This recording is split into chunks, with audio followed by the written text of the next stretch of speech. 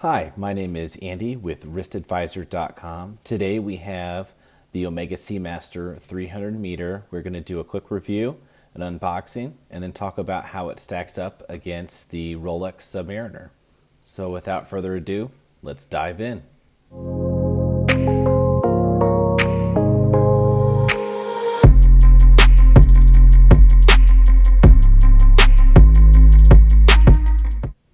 Today we have a special watch to show you. It is the Omega Seamaster 300m.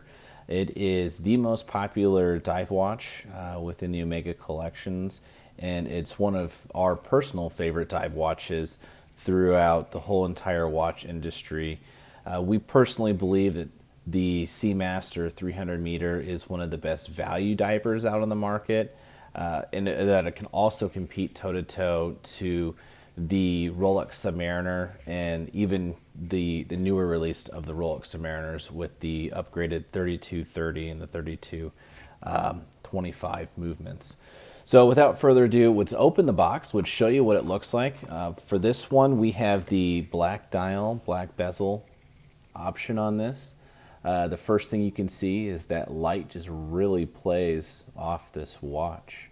The black ceramic dial in the right lighting can sometimes even look white, which is something you don't see very often in design. I think that Omega is probably going to do some more of this with some of their watches in the future, because the dial is one of the most popular features of this watch. And especially when you can take a look, and I don't know if you're going to pick it up on here, but the hour markers are fairly highly raised, and even if there wasn't a wave pattern on this dial, I would call it just the way it looks. It looks like a mirror reflection on water, but since there's waves on it, it makes even more sense to say that. This is honestly, it is a true sports watch, and it really wears and feels like one too. So I'm going to put it on my wrist for you to show you how it looks. My wrist size is, I'm not a small guy, I'm not a large guy. Typically, my daily wears are typically about 40 millimeters. This comes in at 42, and it doesn't wear too large, and it definitely doesn't wear small. I mean, it's got some good weight to it, so you can definitely feel that you're wearing a watch. But for a sports watch, I guess that's maybe kind of what you're looking for. So I would definitely say it's a super comfortable wear. It feels sturdy on the wrist. It has a very easy to use glide lock extension. You can see right here, you just push, and you can adjust to any length in between that you need. It makes it super easy for on-the-go fly adjustments. The Seamaster 300s have the helium escape valve. I know from comments in the past that this has been kind of a roadblock to some people getting involved with this collection. I can tell you, I've owned dive watches that have helium escape valves. You notice it maybe the first week you own it. After that, you hardly ever see it. If you've never owned one, you may not be believing me, but for the guys out there or gals, you know exactly what I'm talking about. The bracelet on this is original to the original design that came out decades ago. There's been some slight updates to it. There's a mix between brush and polish finishing on it. Initially, when we received this in, I was not the biggest fan of it, but I can say that after having it for over a week now, it's definitely grown on me, and it's something that I've really grown to appreciate. So let's get into the bezel now. So this is one of the most sturdy bezels that we've had the chance of operating. It's exactly what you would want in a professional dive watch. It is the equal to the Rolex Submariner. To be honest, we prefer not having the coin edge bezel, because it's easier to snag, and it can rotate on its own just through daily wear. The more the smooth type bezel, yes, it may be harder with a glove if you're diving, but you're probably only doing that so many times owning this watch. If you wear it every day, or if you wear it occasionally, like most people do with divers, this is a lot less likely to be able to move on you than something with a coin edge bezel or something that can get a little bit more grip. But as you can see me turning it, there's no issue at all. The movement on this watch is a huge upgrade from the previous iteration of it. So this is the coaxial master chronometer movement. It is an in-house caliber 8800 by Omega. So Omega started the master chronometer certification, and basically what it does is goes a couple steps above cost certification. A lot of it has to deal with improvements in anti-magnetism and how the watch operates under an or high forces of magnetism. So we'll show you the movement on the back. I'll try to get it in focus. It's got a really good finish on it.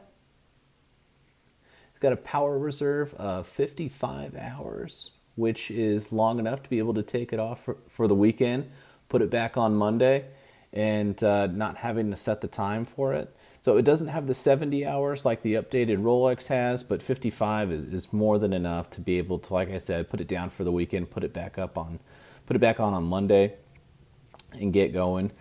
You see with the update on this that came in 2018, the date window moved from the 3 o'clock position to the 6 o'clock position, which just makes it a little bit more symmetrical. So let's talk about how this does compare to the Rolex Submariner. The first thing is you can walk into almost any AD and see this watch available for purchase in multiple different colors.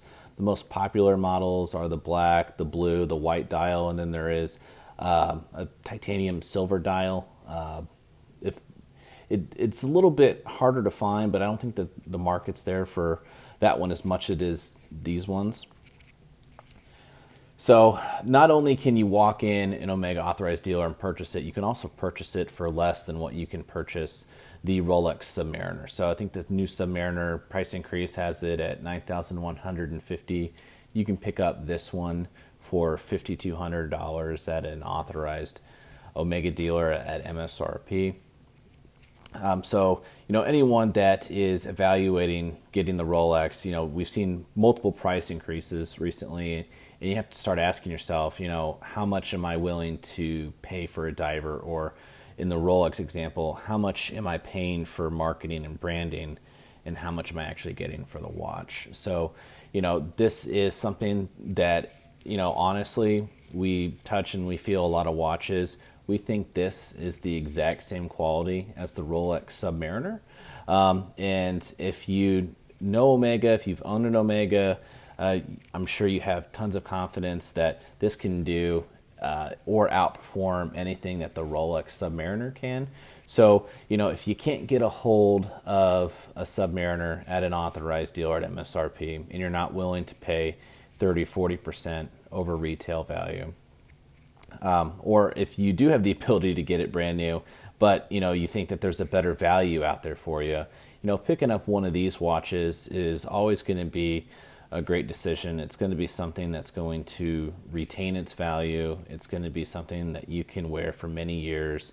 And the service interval on this is going to be a pretty long time, because the coaxial escapement, basically what it does is it almost eliminates friction in the escapement, which will, in theory, make it so it doesn't need to be able to use lubricants, which is going to lengthen the service interval of this watch. The authorized dealer that we've talked to says it's over 10 years is what they're expecting on it. Obviously, these haven't been out that long, so we don't know the true interval period, but it's going to be something around that time frame.